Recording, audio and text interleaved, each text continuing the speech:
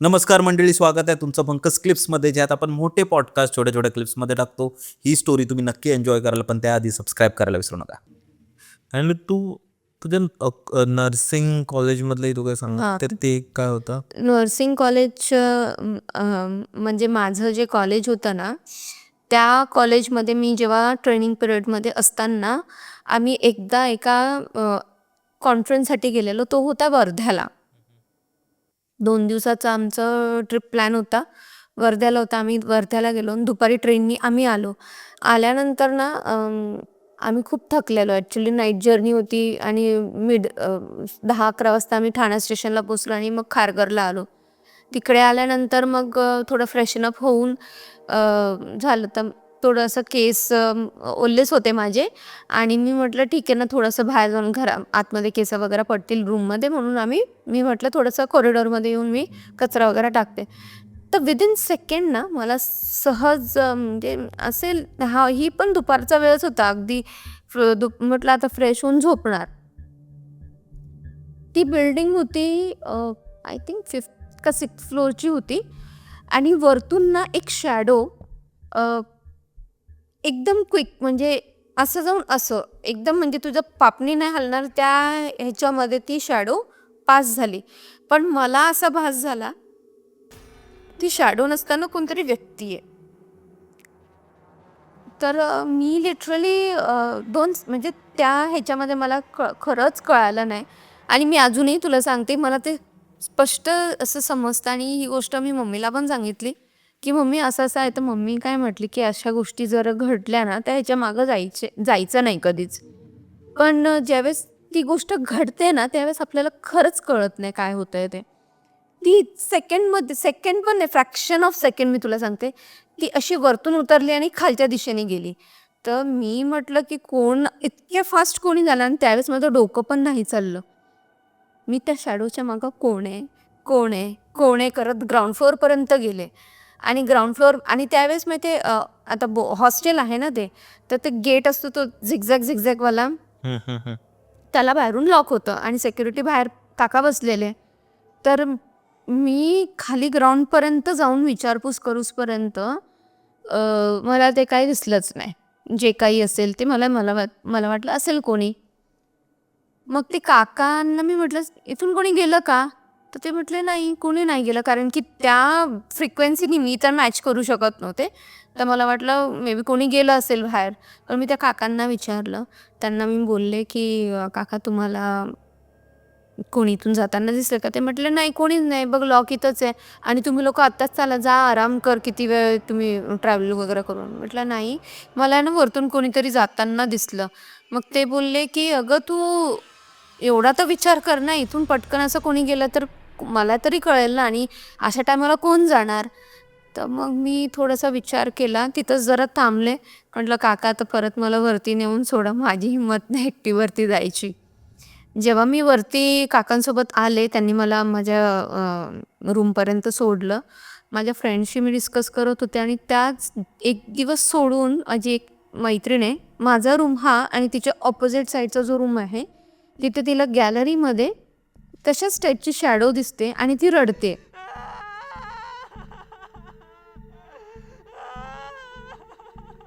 ती फक्त रडते, ती काहीच करत नाही, ती रडते आणि ती गॅलरीमध्ये ग्लास स्लायडिंग डोअर्स आहे आणि कर्टन आहे, ते कर्टन पण थोडेसे असे साईडला होते आणि ती जो काही शॅडो आहे ते तिला दिसतं आणि तो व्यक्ती तिथं बसलाय का उभा आहे तो तिला कळत नाहीये, पण दिसतंय काहीतरी आहे आणि तो रडतोय, कंटिन्युअस रडतोय.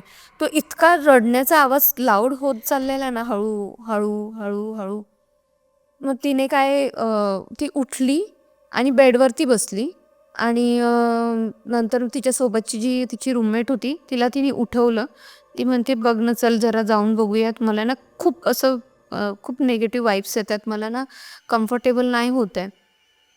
आणि त्यावेळेस कसं एका आवाजावरती, म्हणजे एकदम लांबच नाही, छोटे छोटे रूम्स असायचे, एका रूममध्ये 2 जणी 3 जणी जास्तीत जास्त राहायचो आम्ही. तर त्यावेळेस तिने ते बघितलं आणि थोड्या वेळानंतर ते जरासं आवाज हळूहळू कमी व्हायला लागला. पण तिने जेव्हा ते बाहेर जाऊन बघितलं तिथे कोणी नव्हतं. तिला असं वाटलं की माझा कदाचित भास असेल, पण तो तिचा खरंच भास नव्हता, कारण की ती एवढी म्हणजे ती रडत होती अशा पद्धतीने की म्हणजे ती स्वतः रडत होती, पण तो जो समोरचं जे तिला दिसलं आणि मी जे अपेरियन्स बघितला त्याच्यामध्ये जवळपास सेमच आम्हाला दोघींना जाणवलं आणि नेगेटिव्हिटी तर तिकडे खूपच होती. नंतर आम्ही काही दिवसानंतर असं जेवताना वगैरे शेअर केलेलं ना गोष्टी, तर जे काका मेसवर होते ना त्यांची वाईफने वरती हँग करून घेतलेलं. ते आम्हाला मिड मिड नाही हां, मिड इयरमध्ये कळालं की असं सगळं ह्या हॉस्टेलमध्ये झालंय. मे बी असू शकते ते ती गोष्ट फॉलो करत असेल किंवा काय. पण हे नंतर आम्हाला जवळ-जवळ 3-4 महिन्यानंतर कळालं की त्यांनी आणि त्यांना पास होऊन मला वाटतं एक 8-9 महिने होऊन गेले असतील. तर असा तो हॉस्टेलचा एक्सपिरियन्स होता.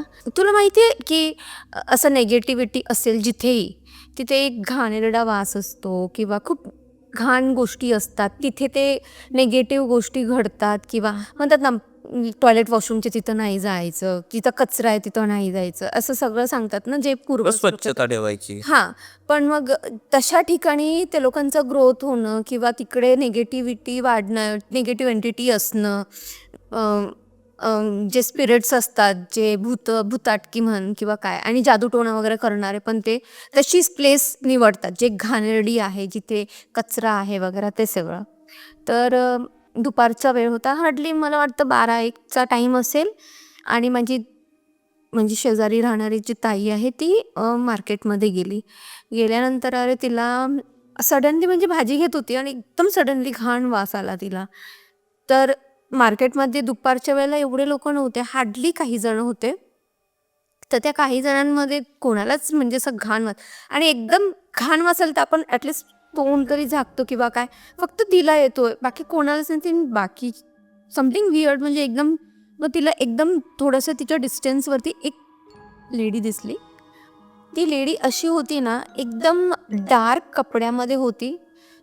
लाईक एक काळ्या लिबाजामध्ये समजून घे तू, तशा टाईपमध्ये आणि तिच्या फेस एकदम असं लांबडं, असं थोडंसं कुरूप आणि केसं पण तिचे जवळपास तिच्या लाँग लेंथपर्यंतच तू पकड आणि तिचं मांस आहे ना, असं गळत होतं. म्हणजे तिचं एखादा बर्न झाल्यानंतर कसं अंगातून मांस सुटतो, पडतो खाली एखादी पिशवी, जळती पिशवी वगैरे तसं पडतंय आणि मग ते फक्त तिला दिसतंय, बाकी कोणीच बघू शकत नाही आणि ती म्हणजे बघते तिच्याकडे पण तिला काही सुचत नव्हतं की आता मी रिॲक्ट काय करू, पण तो वास यायचा काय थांबत नव्हता. ती व्यक्ती अगदी तिच्या जवळजवळ येऊसपर्यंत ती एकदम स्तब्ध उभी होती आणि नंतर मग तिने थोडंसं कॉन्शियसली स्वतःलाच तिने हे केलं की काहीतरी वेगळं घडतं म्हणून ती जरासं डोळे बंद करून परत आपण असं हे करतो ना, तेव्हा ते सगळ्या गोष्टी तिच्यापासून नाहीशा झाल्या. पण सडन असं काहीतरी विचित्र घडणं भर दुपारी आणि फक्त तिलाच दिसतं आणि त्यावेळेस ती कॉन्शियसली आहे, पण आजूबाजूला कोणालाच काही ते समजत दिसत नव्हतं. आणि म्हणजे म्हणतात ना दुपारच्या एका 12 ते 4, 3च्या वेळेला पण ह्या गोष्टी एकदा फिरत असतात सराउंडिंगमध्ये. तर तिला तो इतका घाण म्हणजे ना मी तुला काय सांगू, खूप घाण वास येत होता. तिने जसं सांगत होती ती एक गटार नालीचा पण असा वास येणार नाही तेवढा घाण. कधी तू असं ज्यांना बर्न झालंय कधी तशा लोकांशी संपर्क आलाय का तुझा, त्यांच्या स्किनचा असा स्मेल येतो तशा टाईपचा तो स्मेल होता आणि तो इतका वियर्ड होता. आणि ती बाई ना तिला म्हणजे ती माणसातली नव्हतीच अशी ती सांगत होती, ती माणसातली नव्हती पण ती अशी लॉंग एकदम टॉल टाईप आणि ब्लॅक कपड्यांमध्ये होती, लंबे केस आणि तिच्या अंगातून अशा बोटातून मांस गळतोय, इथून मांस गळतोय असं तिला दिसतंय. पण तिचा खूप घाण एक्सपिरियन्स होता, तो विचित्र होता. पण तिला काय केलं नाही, पण तो खूप म्हणजे समथिंग वियर्ड अनयुज्युअल असा एक्सपिरियन्स होता तिचा तो. बापरे. हो. आणि त्या कोण लागतात? ती शेजारी ताई राहते. तर तिने मला म्हणजे जेव्हा आपला फर्स्ट एपिसोड रिलीज झालेला ना तेव्हाच तिने सांगितलं, अगं मला विचारायचं ना मी अजून सांगते, सांगितलं असतं तुला. अरे हा. एक तू तुझ्या एक तू ही वाली पण गोष्ट सांगणार होतीस की चेटकिनची कोणती तरी. सो या चेटकीन लहानपणी सांगितलं जायचं की अशी नॉर्मल बाई असते आणि ती म्हणजे लोकांच्या घरामध्ये जास्त तिचं लक्ष असतं आणि ती कोणत्याही प्रकारचं डेथ बघत नाही कोणत्याही, म्हणजे कोणी आता आपल्या एरियात वारलं घरच्यांपैकी तर ती बघत वगैरे नाही. तर असं काय काय काय काय होतं. आता लहानपणी आपल्याला काय वाटायचं की चेटकीन किंवा ते चुडेल टाईपच. तर तसं काही नसताना ना आमच्या इथे म्हणण्यापेक्षा थोडंसं एक एरिया आहे तिकडे राहायची ती आजी.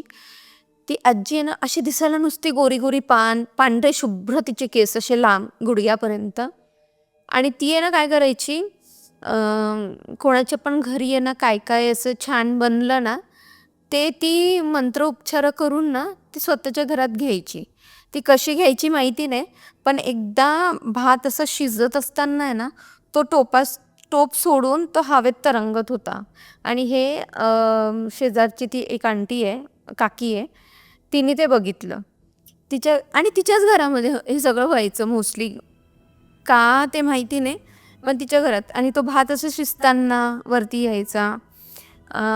त्याच्यानंतर मिरची, मसाले जे काही असायचं ना, पापड म्हण, हे सगळं जे राशन आहे ना ते हळूहळू हळूहळू त्या दिशेने, आणि ते लगेच ना लक्षात नाही येत त्या गोष्टी. तर ती जी चेटकीण होती ना ती काय करायची, ती दुसऱ्यांचं घरामधून सामान स्वतःचं घर भरणं, दुसऱ्यांचं म्हणतात ना बरकत जी आहे ना ती स्वतः, हे सगळं तिकडच्या लोकांनी लाईव्ह बघितलेलं आहे. आणि नंतर जेव्हा त्यांना हे सगळ्या गोष्टी कळाल्या त्यावेळेस ती तिथून घर सोडून निघून गेली. ती एक नॉर्मल आपल्या तुझ्यासारखी एक व्यक्तीच आहे, पण तिला मरण आहे नाही आहे ते माहिती नाही, पण ती लिटरली 80sच्या ह्याच्यात होती, पण दिसायला अगदी अशी की 55-50ची आहे. करून एकदम दिसत. हां, आणि तिच्या वया तिच्या वयाला मॅच नव्हती करत ती, अशी होती. पण ती दुसऱ्यांच्या घरामध्ये नेहमी भांडणं लावणं हे सगळं तिचं काम होतं. हे असे असतात. आणि लहान मुलांना स्पेशली ती बोलवायची, लहान मुलांना बोलवायची. आणि मग कधी कधी आहे ना तिच्याकडे ज्यावेळेस पण ते लहान मुलं जायचे वगैरे, ते घाबरत नसायचे, पण ते आजारी पडायचे. ते आजारी पडायला लागलेले. मग ते थोडं लोकांना अवेअरनेस आला की नाही हे काहीतरी अशी विचित्र. आणि कोणाचं पण डेथ झाली एरियामध्ये, गल्लीमध्ये कोणाची, तिथे डेड बॉडी नाही बघायची. आणि हे आहे चेटकिन्स, म्हणजे चेटकीन असो किंवा जे कोणी, हे लोक आहेत ना असे ह्युमन लोकांशी जास्त डायरेक्ट कॉन्टॅक्ट्स ठेवत नाही, जास्त बोलत नाही. ते त्यांच्या हिशोबातच राहतात. त्यांना एक तसं पूर्ण रूम अंधार खोलीमध्ये राहतात. त्यांना लाईट सहन होत नाही, लोकांशी जास्त कॉन्टॅक्ट करत नाही, एकदम तात्पुरतं तेवढं हाय हॅलो बस, तेवढं, जास्त काही नाही. घरचे पण अगदी म्हणजे असं. आणि हे लोक आहेत ना चेटकीन, म्हणजे मी तुला सांगू का, हे लोकांचं असं हे नाही आहे की काही भूताटकीचा प्रकार, हा तो वेगळा आहे. पण हा जिवंत असणाऱ्या व्यक्ती जे काही मंत्रोपचार करून करून नेगेटिव्हिटी स्वतःमध्ये आणतात, हे तशी लोक असतात, म्हणजे दुसऱ्यांना त्रास देण्याचा प्रयत्न करतात. असे आहेत ह्या जग. आणि तू आयडेंटिफाय नाही करू शकत त्यांना, ते एकदम नॉर्मल असतात, सहज. म्हणजे असं तुला वाटेल की अरे तर ह्या आजी तर ठीक आहे, पण नाही, पण ती बॅक ऑफ माइंड तिचं आणि तिचं काय काहीतरी सुरू. चालू असतं त्यांचं. आणि ते लोक खूप हे असतात, क्लोज, म्हणजे स्वतःचं गोष्टी शेअर नाही करत कधीच ना. ते स्वतःचं त्यांची कोणतीही गोष्ट तुझ्याशी शेअर नाही करणार, कधीच नाही करणार. हे आहे. बापरे. मंडळी, जर तुम्हाला ही स्टोरी आवडली असेल तर डिस्क्रिप्शनमध्ये आम्ही पूर्ण एपिसोडची लिंक टाकलेली आहे, तो चेकआउट करायला विसरू नका. त्यात अशाच प्रकारच्या भरपूर स्टोरीज अवेलेबल आहेत. आणि सबस्क्राईब करायला विसरू नका.